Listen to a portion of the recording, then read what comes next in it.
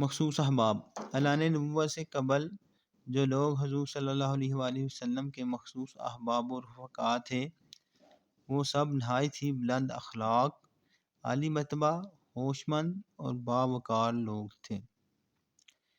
ان میں سب سے زیادہ مقرب حضرت ابوبکر رضی اللہ تعالیٰ عنہ تھے، جو برسوں آپ کے ساتھ وطن اور سفر میں رہے اور تجارت نیز دوسرے کاروباری معاملات میں ہمیشہ آپ صلی اللہ علیہ وسلم کے شریک کار اور رازدار رہے۔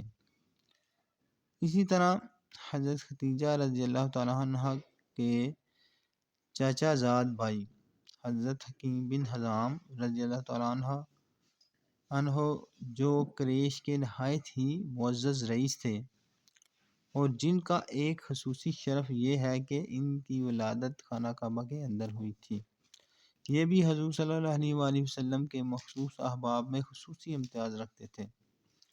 حضرت زماد بن ثعلبہ رضی اللہ تعالیٰ عنہ جو زمانہ جاہلیت میں طبابت اور جراحی کا پیشہ کرتے تھے، یہ بھی احباب خاص میں سے تھے۔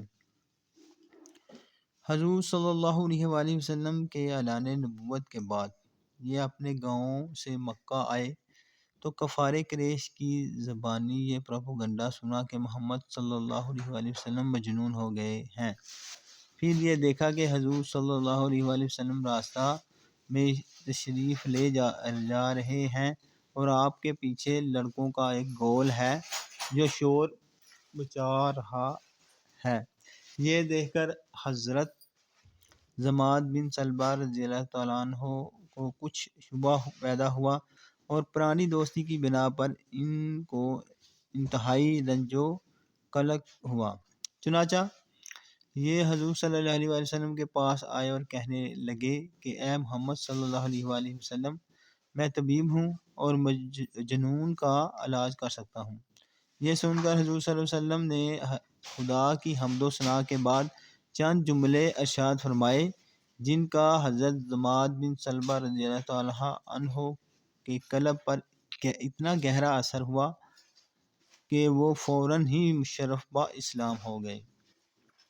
حضرت قیس بن صائب مخزومی رضی اللہ تعالیٰ عنہ تجارت کے کاروبار میں آپ کے شریک کار رہا کرتے تھے اور آپ کے گہرے دوستوں میں سے تھے۔